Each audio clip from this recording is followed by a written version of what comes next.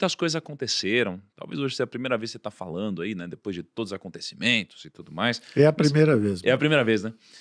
Mas eu queria saber como que realmente foi a experiência de ser, né, de alguma forma, ministro da Economia? Assim, o que que você aprendeu, né, com essa experiência depois de tudo que aconteceu?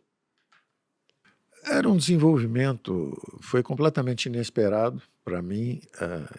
Eu estava ajudando um candidato de centro. Eu não conhecia à época o Bolsonaro.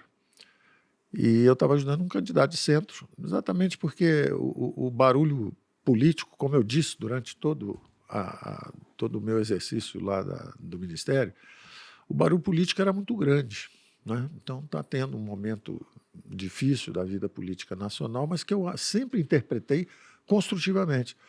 Eu dizia durante a campanha que o Brasil era um saci pererê, só pulava com a perninha esquerda. E era natural, porque primeiro você teve um governo militar de 20 anos e estava associado à direita. Então era um governo, um regime militar de direita. Aí, de repente, vem a esquerda, redemocratização, e realmente redemocratiza. E aí você sai para agora 30 anos, então, de social-democracia, a esquerda no poder, 30 anos, trocando apenas, eles diziam, eu chamava da armadilha do moinho circular. Quer dizer, o partido era o PMDB da causa das diretas já, precisamos fazer eleições diretas, a defesa da democracia, espetacular. Aí cai uma costela denunciando o PMDB por corrupção, cai uma costela que é o PSDB. E aí o PSDB denuncia o PMDB e começa, então, aí vem um governo do PSDB, depois seguido de outro, faz a estabilização. Aí o PT denuncia a compra da reeleição e, em nome da honestidade, de novo, se move à esquerda. Só que você deu a volta ao mundo. De esquerda em esquerda, você foi do PMDB para o PSDB, do PSDB para o PT e, de repente, voltou para o PMDB do Temer de novo. Então, você deu a volta ao mundo no horizonte, digamos assim, no espectro político brasileiro. Você fez uma viagem de circunnavegação, foi o Fernão de Magalhães, saiu lá da Espanha, deu a volta ao mundo, voltou de novo, provou que o mundo é redondo, exauriu essas possibilidades da esquerda. E o Brasil não estava indo bem. Então surgiu uma aliança de conservadores e liberais à direita, e eu estava ajudando alguém de centro para tentar evitar esses desgastes, essas lutas e esse barulho político que prejudica a economia quando passa de um certo tom. Até um certo tom é bom e construtivo, porque o que acontece? É a democracia brasileira aprendendo a andar com as duas pernas. Ela só pulava com a perninha esquerda, você podia escolher social-democrata reformista, social-democrata de chão de fábrica, social-democrata digamos assim, de punhos de renda, você tinha várias alternativas, mas só podia votar pela esquerda. De repente, você abriu um leque e a democracia brasileira ficou vibrante, mais flexível e surgiu metade da população brasileira era conservadora ou liberal. Então, você tinha à esquerda socialistas e social-democratas, à direita os liberais e os conservadores, e o Brasil ficou mais rico do ponto de vista de alternativas políticas, de conversas importantes sobre coisas que a gente preza. Família, educação, a pátria. O Brasil deve ser uma economia aberta ou fechada? Os impostos devem ser mais altos, com maior participação do governo, que é o que o social-democrata gosta, ou, ao contrário, controle os gastos do governo, torne mais efetiva e eficiente a máquina pública, e aí você pode até reduzir os impostos e o país crescer mais rapidamente através de investimentos privados. Então, o Brasil ficou com mais alternativas. Só que o que acontece? O barulho continuou, muito barulho, muito barulho. Então, mesmo no meio de um Covid, um desastre, a maior crise sanitária da história humana, o PIB brasileiro ameaçado de cair 10%, as projeções de quem veio de fora sobre a trajetória do Brasil eram catastróficas. E nós nos desempenhamos bem, nós conseguimos sair do outro lado, saímos mais rápido, saímos com a inflação mais baixa, com crescimento mais rápido, preservamos 11 milhões de empregos, em vez de demitir alguém, nós pagamos metade do salário, não demita. Temos 11 milhões de CPFs preservados assim. Da mesma forma, distanciamento social, você não pode sair. Se você vende uma garrafinha d'água num jogo de futebol, como é que você vai sobreviver? Se você é um chofer de táxi e ninguém está rodando, como é que você vai sobreviver? Criamos o auxílio emergencial, 68 milhões de brasileiros receberam.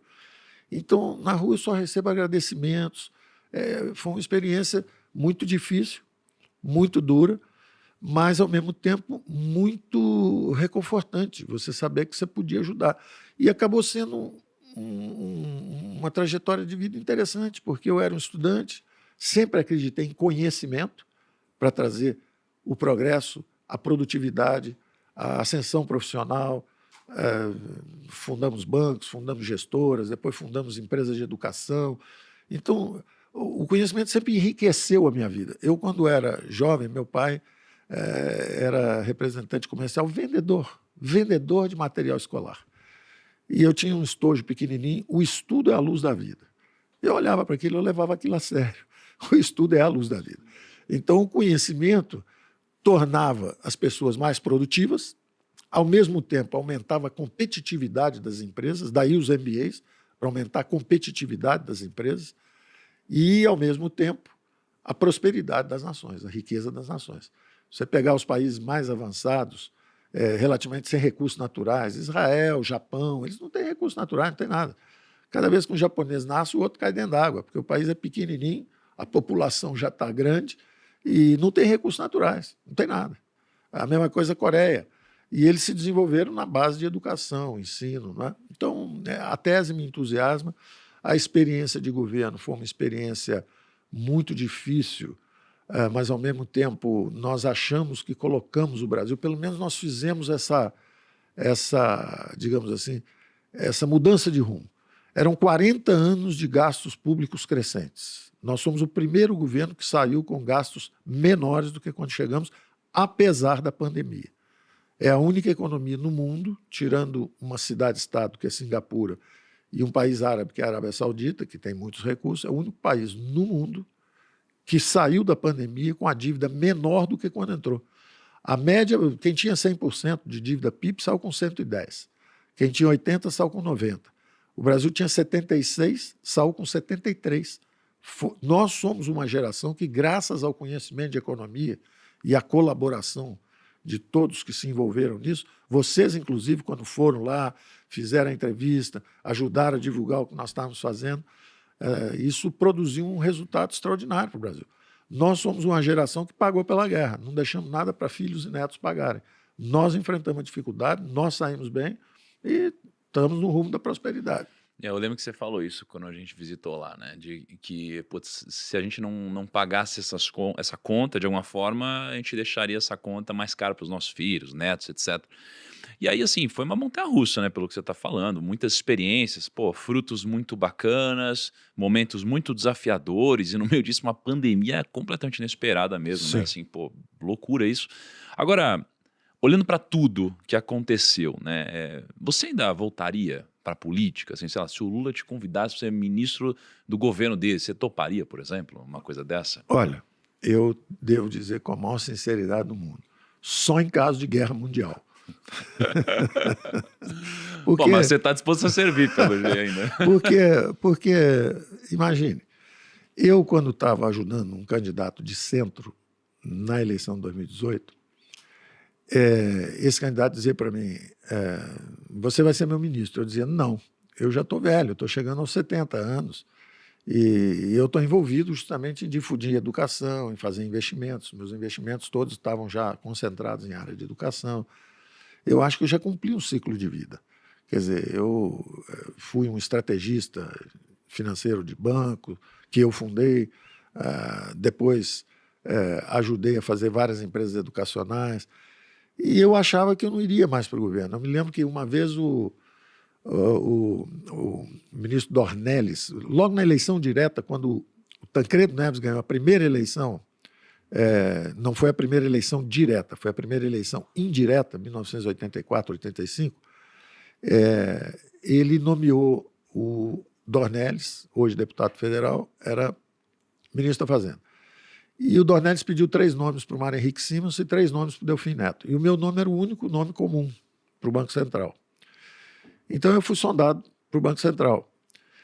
E eu me lembro, na época, o Mário Henrique Simons, o próprio Mário Henrique Simons, que tinha me dado uma força para fundar o banco, tinha sido meu professor na Getúlio Vargas, eu fui a ele e perguntei: professor, o senhor me deu força para fundar um banco.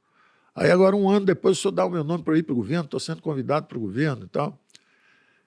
Ele falou: Paulo, você já tem independência financeira? Eu disse: não. Então não vai agora, não. Eu dei o seu nome porque acho que você é um jovem competente e tal, você pode ajudar o país, mas não faça como nós brasileiros fazemos, não. A gente vai cedinho para o governo, fica famoso e depois vai ganhar dinheiro em cima da fama que a gente conseguiu.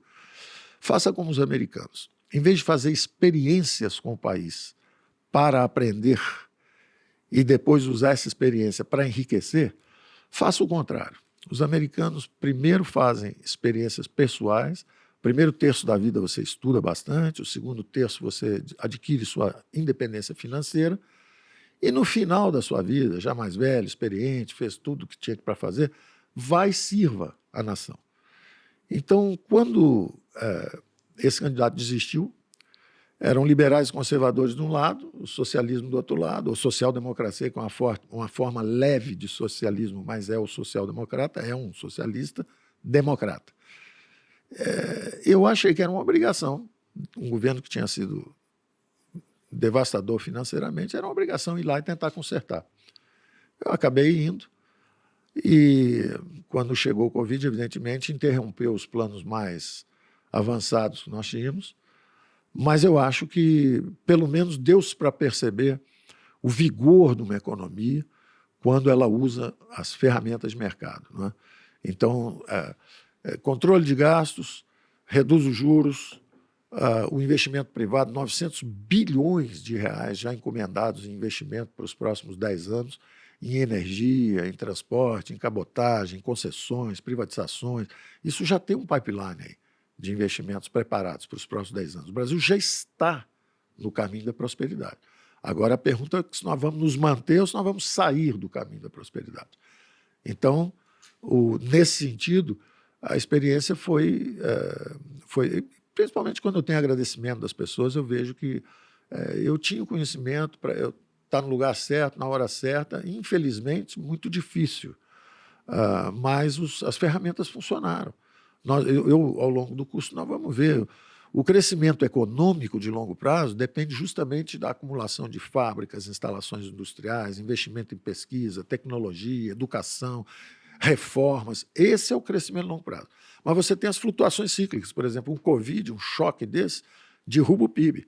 Aí você tem que tentar produzir elementos para uma recuperação cíclica, para você trazer o país de volta do fundo do poço, para voltar para a rota de trajetória. Então, essas coisas nós vamos discutir no curso. Sim.